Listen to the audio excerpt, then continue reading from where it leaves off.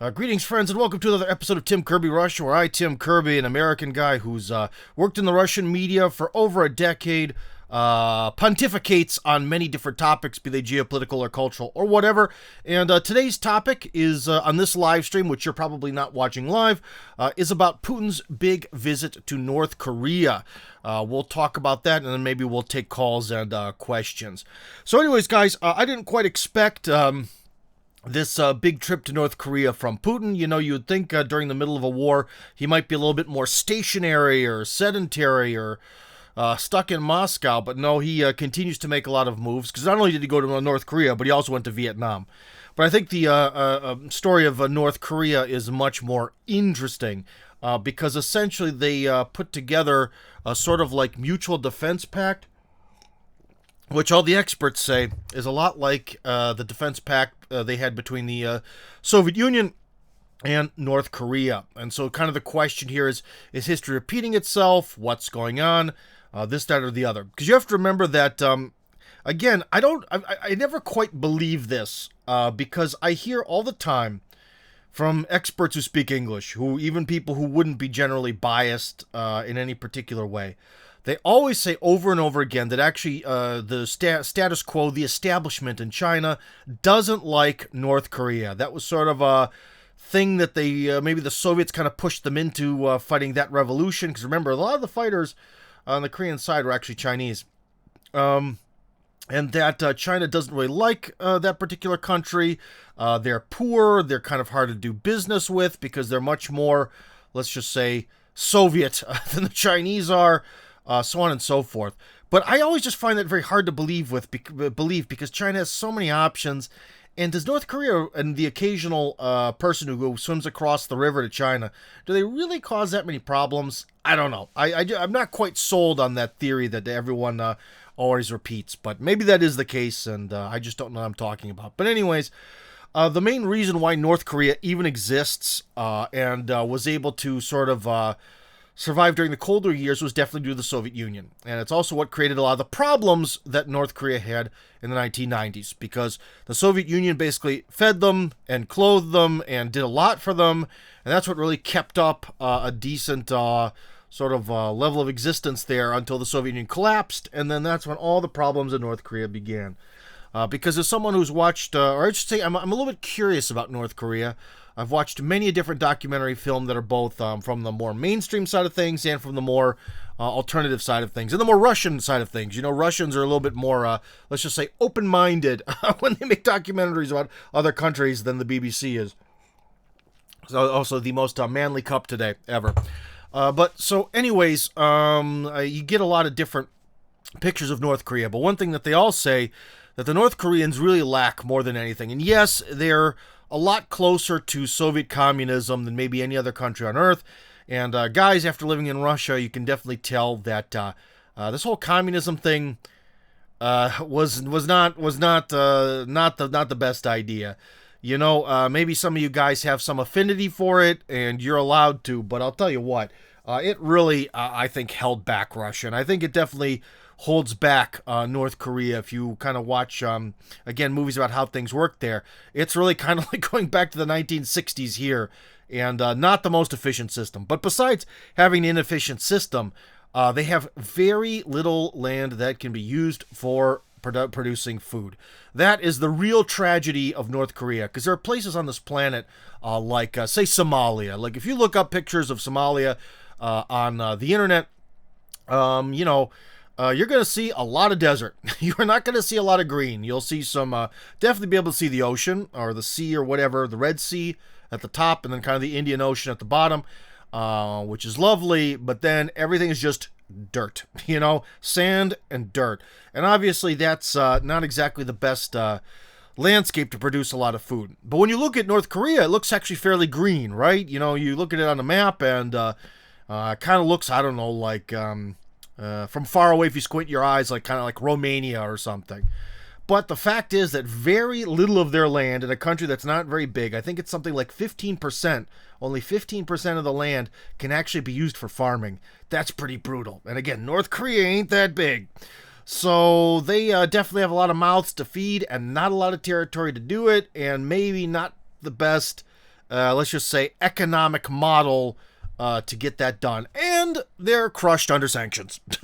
So you know what I mean? So this is one of the other mysteries about like North Korea is when you watch all these movies about it and documentaries, they mention how like their subway system is really filled with subway cars. Well, the subway cars that look like the ones from the 1970s in Moscow, but they always say they're actually from East Germany, that they're sort of the old Berlin subways. So maybe, but they definitely don't look new. They really have that 1970s kind of aesthetic to them, right? And apparently a lot of the airplanes they have on their airlines are all old and from the Soviet Union, and right?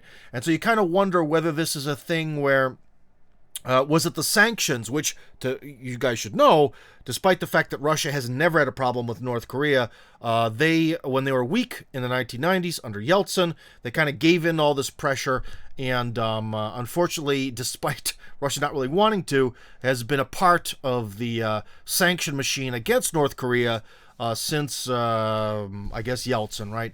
I might be wrong on that. That might have even been early Putin, but somewhere around there for many, many years. And so, you know, the question is it the goofiness of communism that's been kind of holding them back, or is it really the sanctions? Because it is really hard to buy an airplane when you are sanctioned by basically the entire planet and by the policies of butt kissing that were necessary to the United States when it was truly at the height of its hegemonic power. So they essentially had no one to buy. Like, for example, if you have an entirely Soviet-modeled subway system, you know, where are you going to buy new subways from? And if Russia gives in to sanctioning you, then no new subway trains. You know, if you need to get new airplanes, and trust me, the aviation industry in Russia really suffered from the end of communism.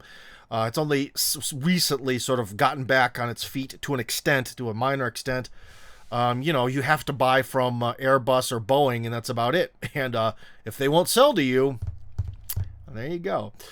So, you know, this is one of these grand questions that I think will be answered in the near future because essentially what Russia did, or Putin offered, is it's like, hey, we're completely crushed by sanctions and we don't care anymore, and so are you. Let's trade. So now all the Western products and technology that magically appear in Russia, despite the fact that they all should be illegal, now can go right on a train to North Korea. 'Cause you have to remember, North Korea is much more physically and politically isolated than Russia, especially right now.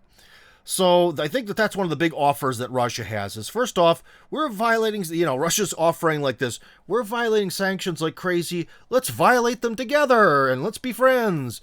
And I wouldn't be surprised, again, I don't know how much wealth the Korean state has, but, you know, if their subway is built to Soviet standards, then Russia's got a lot of subway trains to sell them, you know. So if they want to keep increasing their, or let's just say update their rail system, which every tourist that goes to North Korea and secretly films a documentary, they all say the trains are really old and beat up and not so great. Well, Russia can at the very least refurbish them, and at the most, maybe produce new ones and sell them to them. So that'll be good for the average person in North Korea. But maybe even more so than anything, and probably the biggest proof that communism is not the best system out there, is that Russia, the country that used to have somewhat bare shelves in its stores, or at least food was very limited and boring, has become, under this new system that we're in, which doesn't really have a name, the West calls it Putinism, has become the sort of food titan of the world. Russia produces a whole hell of a lot of food, vastly more than it could ever consume, which is a good thing, again, compared to many, many decades of Soviet communism. This is a good thing. I'm turning into Donald Trump. This is a good thing. It's a very good thing. I can't do the voice, though. I can only a little bit of the hand gestures, but I can't do the voice. For some reason, I can't do a Trump impression. I wish I could. Maybe I need to work on it, but I don't think it's going to happen. But so anyways, oh, and also remember, guys, if you want to call in, or remember, if you write anywhere on Telegram, this is happening live on Telegram, Tim Kirby Russia Hardcore. If you write anywhere, any kind of message, it goes into what's called the chat, and I'll see it. So if you comment under any post, it all goes to the same place, and I'll read your comments later. But anyways, we're talking about North Korea, and the big thing is that since Russia has become And again, like I said, if someone argues with you and they're like, but under communism in Russia, everyone got a free education and everyone got a free apartment, that was as small as it could possibly be and kind of sucked. The counter argument to that is that the second Russia was kind of cut free from this particular way of doing things by force, unbelievable, but Russia becomes food power #1 in the world. So from barely being able to keep the shelves stocked to farming Titan, you see what I mean? The proof's in the pudding. As the Chinese call their system, they call it socialism with Chinese characteristics. Well, then communism wasn't so good here, but maybe, I don't even know if we could call this socialist capitalist blend plus some Jesus system that we have in Russia now. It seems, with Russian characteristics, seems to be the better alternative. But anyways, I think the real, the big thing again is Putin is going to offer, whether he said it or not, the North Koreans, all the ways to violate the sanctions, all the ways to get around them in the world, and tons of food for probably a very fair price. Because we all talk about energy exports to China, but as someone who's been to the border of China, I can say that it's not just the energy exports. And yes, there are at least one, power, I think there's even a few now, power plants on the territory of Russia that send electricity 100% directly to China. There is that, okay, and there is a lot of, oil products and so on going to China. That is true. But there's also a whole hell of a lot of food. A lot of soy. We in Russia, we don't really consume that much soy, but boy, do we like to sell it to the Chinese. And the Koreans, I think there's only 30 million people in Korea or something like that. I forget the exact number. But if Russia can do a good job of helping China feed itself, we can for sure help North Korea get nice and loaded up on all the soy sauce and tofu and all that other stuff that they're going to want to eat. So we can definitely do that. And all the cabbage in the world for kimchi. We can, and Russia can definitely supply that for them. So #1 is sanctions busting. #2 is the food stuff. And then we get into how they actually signed a real mutual defense pact. So there's a certain defensive aspect to this where, if the South were to launch against North Korea, all of a sudden now it's almost like North Korea and Russia have their own little mini NATO with an Article 5 of protecting each other. Also interesting, there have been rumors online that maybe the North Koreans might actually send troops then to fight in the Donbass. I don't think that that's going to happen, but as we've kind of talked about before on this channel, and it bears repeating, what I think in turn, so we've talked about what Russia's offering North Korea, and I think in turn, again, people are saying in the West that, the North Koreans are going to make all these artillery shells and all this stuff for the Russians and blah, blah, blah. Yeah, maybe they're going to make some, but I don't think Russia really needs that. What Russia actually needs is construction workers. And again, being North Korea, I don't know what you want to call it, fanboy of sorts, or enthusiast, North Korean Democratic People's Republic of Korea enjoyer. That's what I should call myself, DPKR enjoyer. I can tell you that, there's a lot of ways that the North Koreans have gotten around sanctions, and one of the weirdest ones you might not expect is they actually, on a governmental level, send organized groups of migrant workers to other countries. So other countries in, say, South Asia and the Middle East and all that, if there are North Korean migrant workers there, they're not just there sort of on their own, which is probably good because, Dubai is famous for exploiting people from India and Pakistan, being like, we'll give you this, that, and the other. Come on over and work. And they come as individuals, and then they get their passports taken away, or a lot of the promises they were made turned out to be lies and all this stuff. Very exploitative. However, the North Koreans tend to send them in groups, and it's all sort of controlled by the state. So it's an interesting and I think very unique phenomenon of what a communist country would do when they're desperate for money is sort of, send whole entire platoons of laborers in a group in a very organized way somewhere else to produce money to bring back home. And I definitely think that this is going to be very beneficial to Russia if North Korea sends a lot of these groups of workers to do the construction work that Russia needs. Because the real thing, we talk in Russia about so many busts, migrant raids and busts. But the real reason that there are migrant workers in Russia, for the most part, probably issue number one and number two. Number one is probably construction. Number two is probably all the millions of delivery services and taxis and stuff.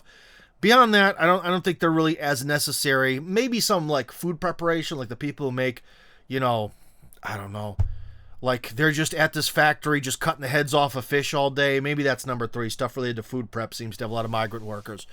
And I think that Russia would really like to see a nice group of North Koreans come in who are very polite, very well mannered, and more than anything, they're sort of in this cluster. They take their job seriously, and the best thing of all is that cluster works for X amount of time, and then they go back. They don't want a lot of stuff. They don't ask for a lot of stuff, and I think that would be very beneficial if Russia could, let's just say, switch out the type of people doing the migrant labor for this type of North Korean squad-based seasonal labor. I think that would be way better for all parts involved. And yeah, so I think that's ultimately what Putin's going to ask for. Because after the whole thing at the Crocus City Hall, of course, even before that, this sort of migrant crisis was bad, and you see a lot of let's just say, exploited people who take their anger out generally at the masses and not at the people who are actually exploiting them, coming up from Central Asia. And this could be a good way to sort of stop this ugly process from continuing, and yet still being able to carry on with the insane amount of construction that's going on. Supposedly, according to government statistics, although it might be hard to believe, there's more construction happening now. More things are being built now in Russia than in the Soviet Union during the Khrushchev period. The Khrushchev period is famous for when they created the concept of the commie block apartment, as we call them today in modern parlance, and started building them like crazy. There is more construction happening now in Russia. You might not believe it, but I think the government stats on this one are not lying. Of course, sometimes government stats are full of lies, but I think this time they're telling the truth because they don't really need to lie about that particular one. But anyways, there you go. So this was, and also one thing that we should also point out is that this visit to Korea was met with, like the mass games where they actually put on these like big performance of hundreds of people dancing for Putin. I do believe that also he arrived at something like 1 a.m. for some reason in Korea, which is a little weird that they wouldn't have, timed it better for Korean time zones. But I don't know. I don't deal with organizing the schedules of major world leaders. So Mr. Kim and Mr. Putin, that's between them. I guess if you want to come at 1 a.m., you do. But anyways, they were all like Kim and all of his ministers were out there. So again, the Koreans took this very serious, and they also made it a big deal. Like this wasn't some kind of backroom discussion or something that's secret. In fact, sort of like the outline of what they actually agreed to is somewhere online. So I don't know if it's translated yet, but it's out there. And of course, you could auto-translate it if you're really curious, but I don't think that's super critical for this discussion. I think the main thing is that this is a very important moment in history because it is a direct strike again against sanctions, and it is also Russia sort of saying that no, we're done playing ball. We are done with this, sort of pretending like there's some sort of international consensus, and also doing things that are really unfair. Because, again, when Russia was weak, it had to kiss butt, and that's the only reason why it ever agreed to also participate in the repression of North Korea, because North Korea has never done anything bad to Russia ever that I'm aware of. I don't know, maybe something happened by accident, who knows, maybe accidentally one North Korean fishing boat slammed into a Russian one. I don't know.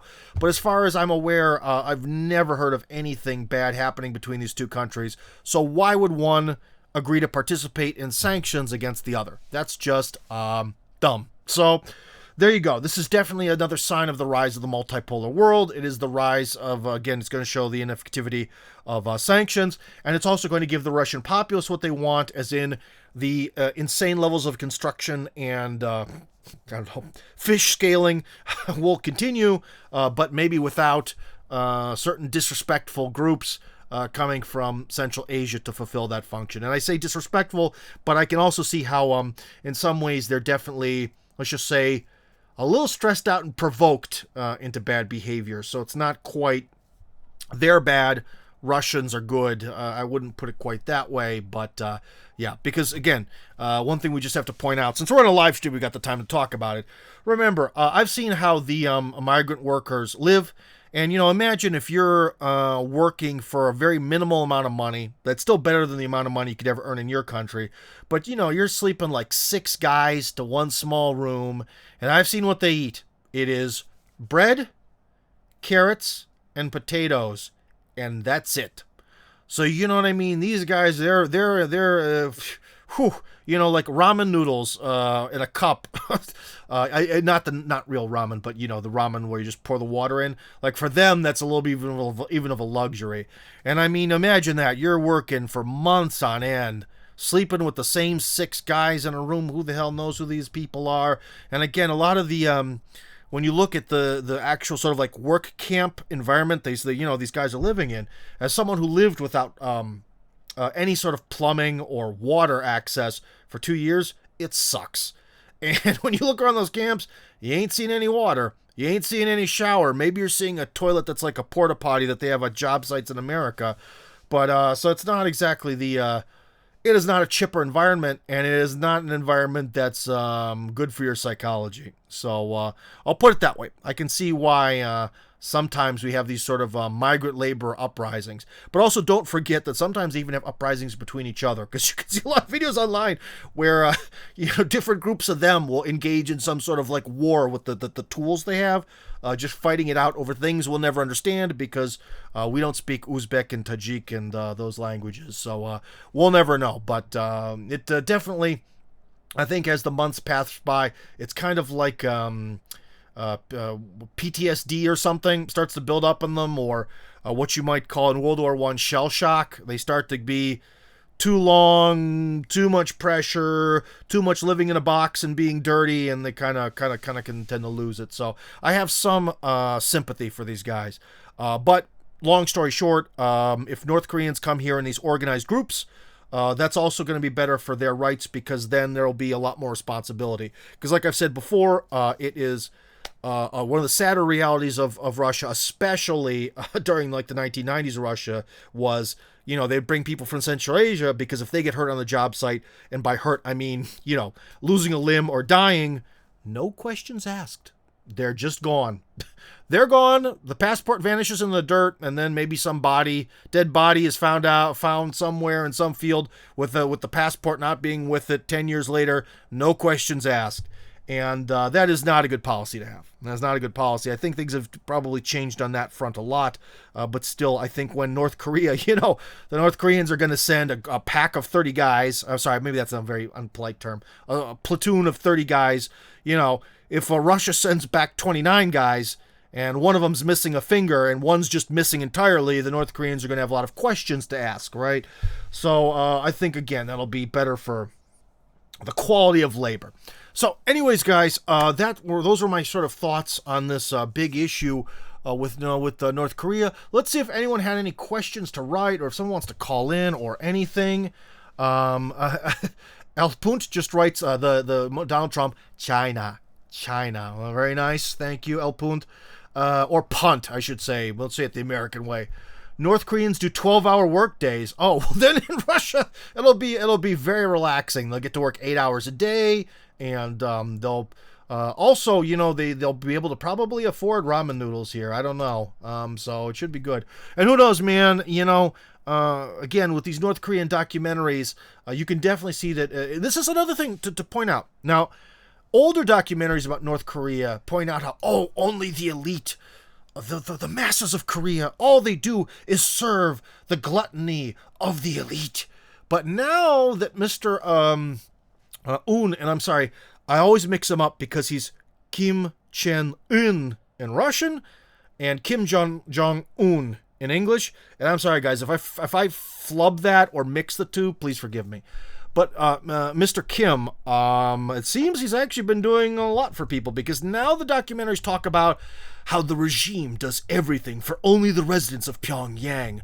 They're the golden 2 or 3 million, or however many people live in Pyongyang. I think like a couple million.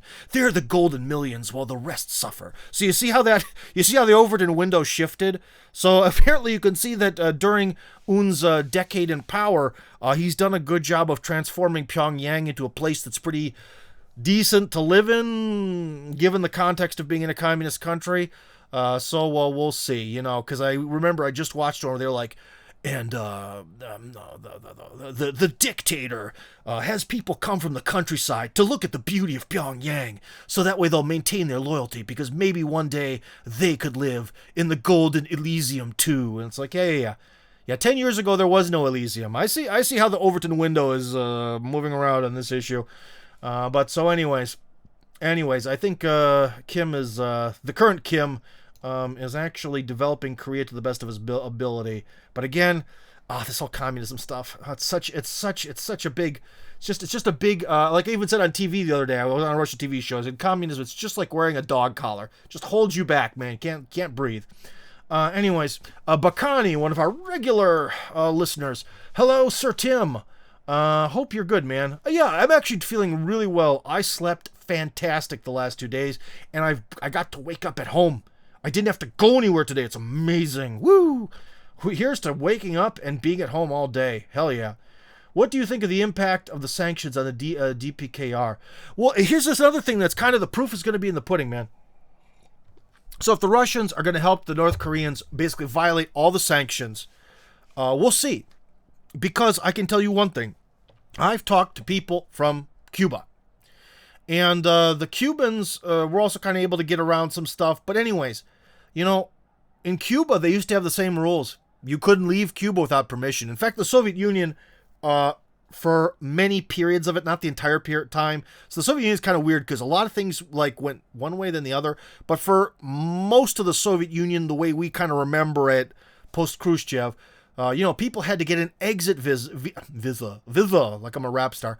An exit visa in order to leave the Soviet Union. So you had to ask permission from the government to leave. Okay? That sucks. And in Cuba, you had to do that until like 5 or 10 years ago.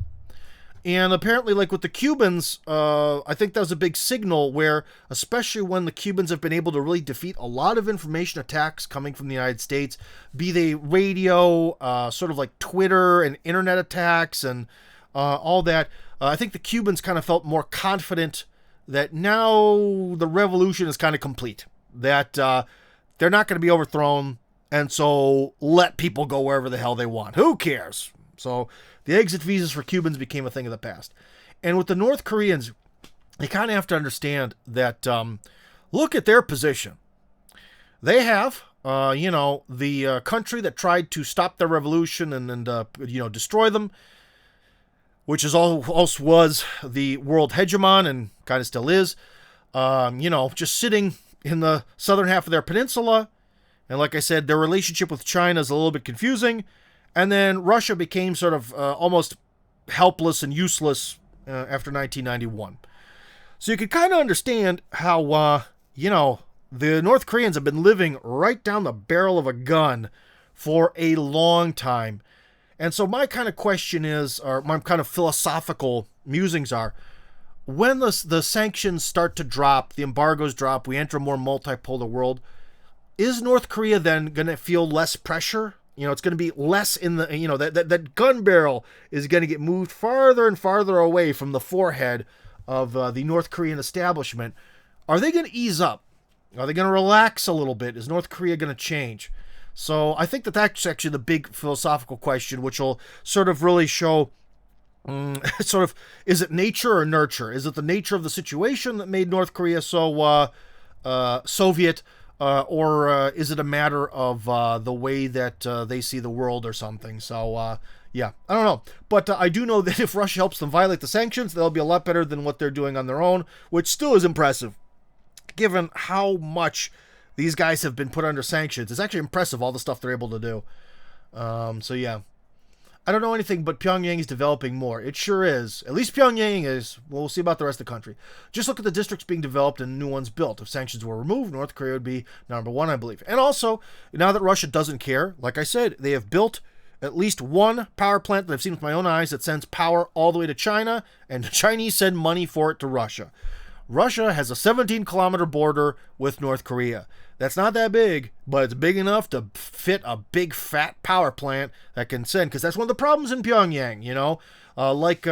People point out all the time when they want to rag on North Korea, is that if you look on Google Earth at night, you know, their country is virtually black.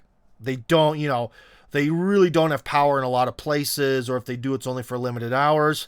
Well, if Russia builds one or two nuclear power plants that send a lot of power down there, again, I'm not an expert in how power is transferred, but like I said, it worked for China, and I can work for North Korea, and there's way less North Koreans than there are Chinese, so I think it could really change the game, and especially, you know, the closer you are to these potential power plants, obviously the more the easier it is to get the electricity, and there's less loss of electricity due to resistance over distance.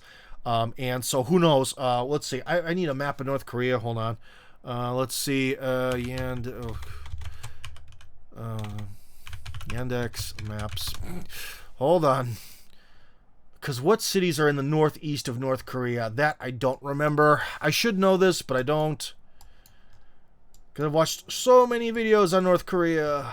Hold on. We're getting there. Come on.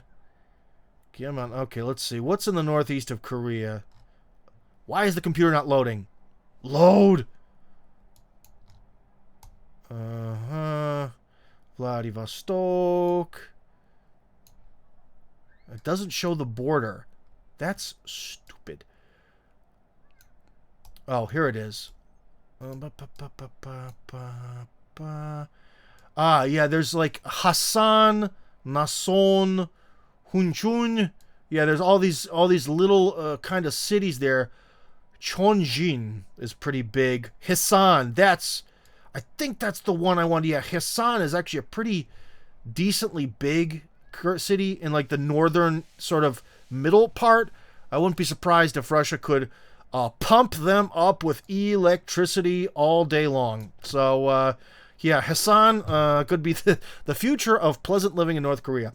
So, anyways, yes, let's go back. Let's see. Next, see. El Punt. There is an emerging upper class in Pyongyang because they're allowed to do business in China. Well, there you go.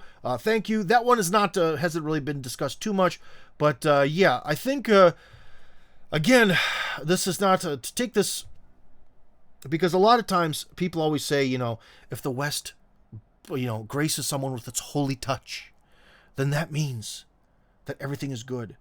So I don't mean to say that because Kim actually was raised and sort of educated in Switzerland that means that he's been, you know, touched by the grace of the West and is a economic genius.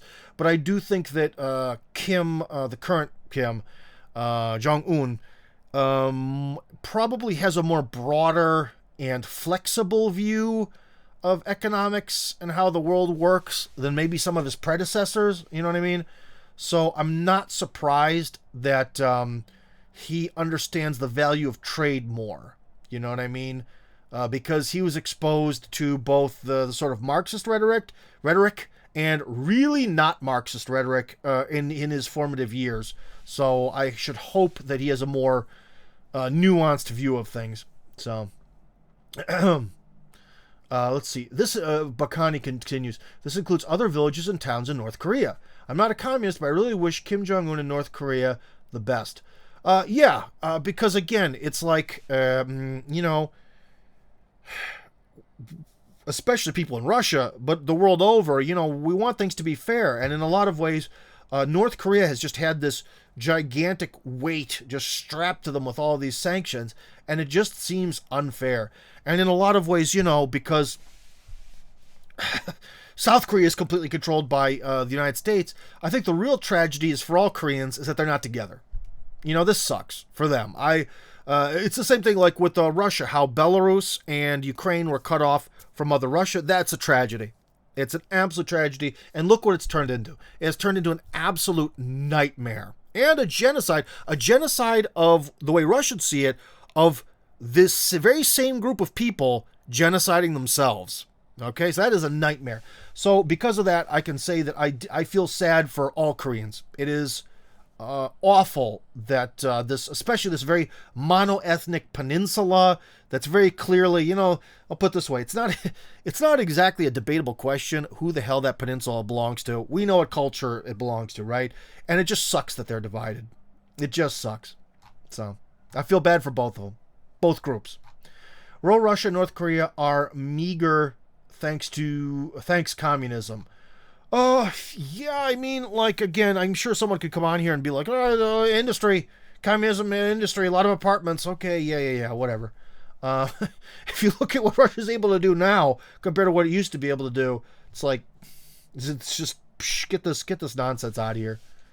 Absolutely, get this nonsense out of here.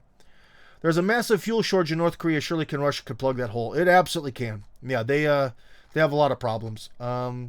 But again, one of the main problems in any communist country is that it's kind of hard to save up money for major purchases. So again, Russia could export. Well, actually, Russia's really kind of low on cars to export. At some point in time, Russia will be able to export cars to North Korea and Cuba, but the question is who can buy them, because, it's a sort of it's true that there are still cars from like the American 1950s in Cuba because people have no choice. But the real thing that they have no choice is that it's just expensive. Russia, especially right now, could export a ton of stuff to Cuba. Speaking of sanctions violations, about a year ago, there was a major parade to celebrate the Cuban Revolution, and at the head of the parade was a brand new Russian truck. That was very symbolic. So, the government there can afford stuff, but I don't think the people can. So, let's see. No, thanks to the Civil War. Oh, wait. So, rural Russia, North Korea. Okay, so this person is responding to that communism made the rural Russia and North Korea poor. He says, no, it's thanks to the Civil War. Imagine you have the resources and materials to make things, a factory, and then you destroy it in a civil war. Same thing with the fields. The new government tries to work with it, not always successfully. Well, what this person, Sergei, is saying is kind of a combination of a self-destructive civil war, but also kind of communism. It can be multifactored, okay. Sorry to be a bit off topic, but the classical communists like Stalin. Not like, as in Stalin. Okay. Like Stalin, Enver Hoxha of Albania, and the North Koreans will appear to be right-wing in front of these neo-Marxist homosexuals. Just my view. Well, yeah, and in fact, that's one of the things where people don't know, but a lot of these sort of like perverse sexual stuff that we see connected with Marxism today, that was all present in Russia in the 1920s. But remember, this was before really the dawn of the media. It was certainly before the dawn of the internet. And so like these sort of like men dressed as women parading around Moscow, and like nudists and other freaks being part of like communist demonstrations in the early 1920s. That was all happening in Moscow. It's just that society in Russia just was like, no, we're going to have this very left idea, but we're going to have a very, let's just say, family kind of way of looking at things. So, yeah. Because there was a lot of, things about being anti-religious, but there were things about being anti-shame. Daloi Stidu, I think was the expression. Down with shame. We should be shameless. Which sounds like what political movement we have now? You know what it is, because it's made of 4 letters and rainbows. So, there you go. Anyways, and especially Enver Hoxha, he was like a nationalist communist type of person. Look at his politics. I am sorry, Bakani, I am really not an expert when it comes to the Balkans or Albania, so I'm gonna have to tell you that I don't know that much about that part of the world, and I'm gonna admit to my lack of knowledge. So anyways, guys, we're gonna stay here because we're gonna continue on with this live stream. I'm just gonna stop the recording right here because I think we talked a lot about Putin in North Korea. Tim Kirby Russia Hardcore signing out, but coming right back to you.